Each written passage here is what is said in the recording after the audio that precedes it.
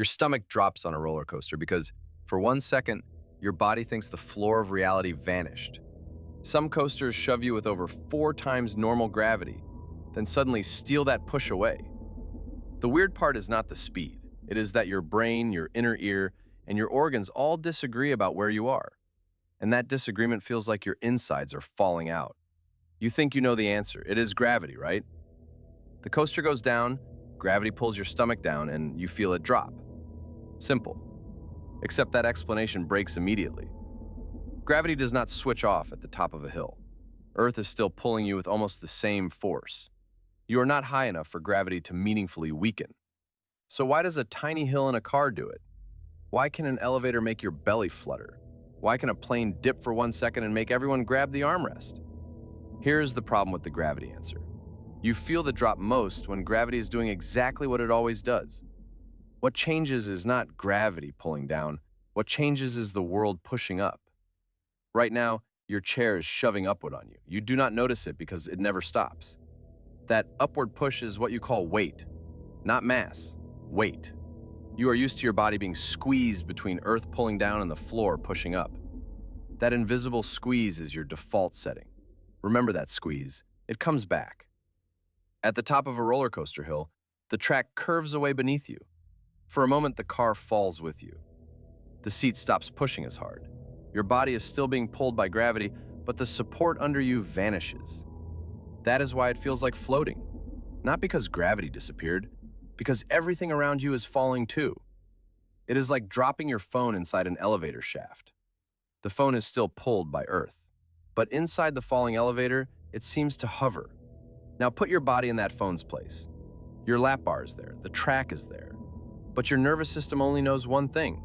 The floor stopped arguing with gravity. Wait, it gets weirder.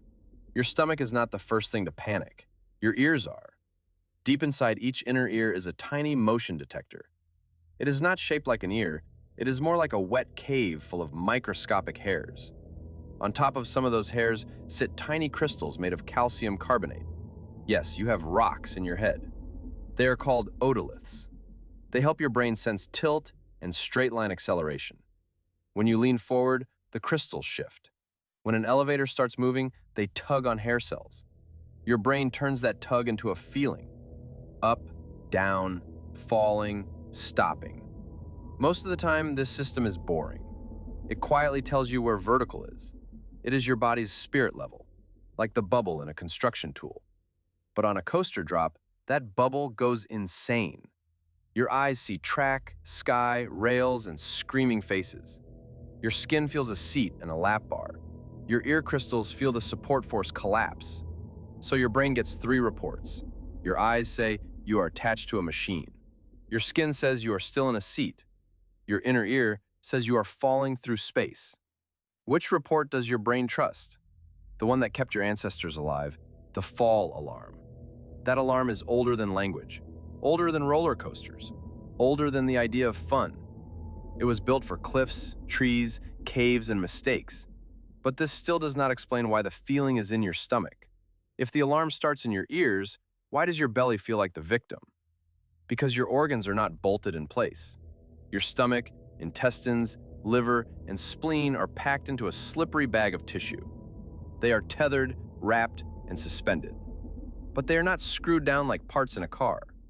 Your guts hang from membranes and ligaments. One of the big sheets is called the mesentery. It carries blood vessels, nerves, and fat.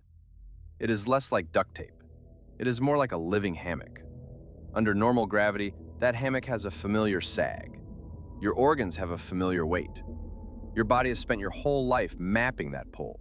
Then the coaster crests the hill. The upward push fades.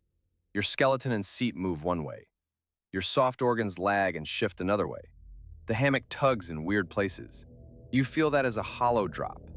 Not because your stomach literally shoots upward into your throat, but because the tension pattern inside your belly changes fast. Your brain hates fast changes inside the body. This is the part most explanations skip. Your belly is full of sensors. They track stretch, pressure, motion, and chemical trouble.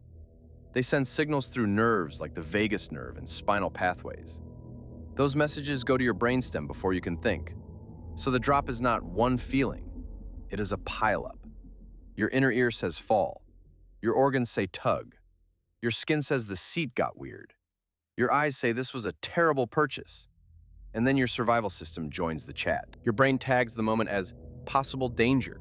The sympathetic nervous system turns up, your heart speeds, your breathing changes, your gut activity can slow. Adrenaline helps prepare your body to act. That is why the feeling is emotional. It is not just movement. It is movement wearing a monster mask. Here's the full answer. Your stomach drops because the coaster briefly removes the normal upward support your body expects. Your inner ear crystals read that as falling. Your suspended organs shift and tug on sensitive tissues. Then your brain stamps the whole mess with a threat label. So the drop is not in your stomach alone. It is a disagreement between physics and prediction. Your body predicts one version of down. The coaster gives it another. For a second, your brain cannot make the math feel safe. Remember the 4 times gravity from the start? That number matters because coasters do not just remove force. They also add it. At the bottom of a drop, the track curves upward. Now the seat slams support back into you. Your body may feel heavier than normal. Your cheeks pull. Your arms sink. Your organs press downward again. The invisible squeeze returns with interest. That contrast is the trick. Near weightless at the crest, heavy at the bottom. Your body gets yanked between 2 impossible moods: float, crush, float, crush. The coaster is not only moving you, it is remixing your sense of weight. But here's the part nobody talks about. The drop feeling can start before the drop. You have felt this. The chain lift clicks slowly. The sky gets bigger. You see the front row vanish over the edge. Your stomach reacts before your car tips. That is not fake. Your brain is a prediction machine. It does not wait for disaster. It simulates the next second, then prepares your body. So sometimes your stomach drops because your brain has already ridden the hill. It sees the edge and rehearses the fall. The body follows the trailer before the movie starts. This is also why some people laugh while others go silent. The physics may be similar, the prediction is not. If your brain trusts the restraints, fear becomes excitement. If it does not, excitement becomes terror. The same machinery explains motion sickness. Your eyes, ears, and body disagree. In a car, your eyes may see a still phone screen. Your inner ear feels turns and acceleration. Your brain receives a broken story and may answer with nausea. Astronauts deal with the extreme version. In orbit, they are constantly falling around Earth. Their otoliths no longer have the usual weight signal. Many astronauts get space motion sickness during the first days. Even trained bodies hate a missing down. That means the roller coaster is not creating a strange feeling, it is exposing a strange fact. Your sense of being upright is handmade every second. It depends on pressure, vision, ear crystals, organ tension, and trust.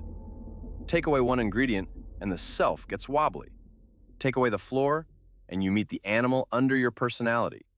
That is why the stomach drop feels so primal. For 1 second, the modern world disappears.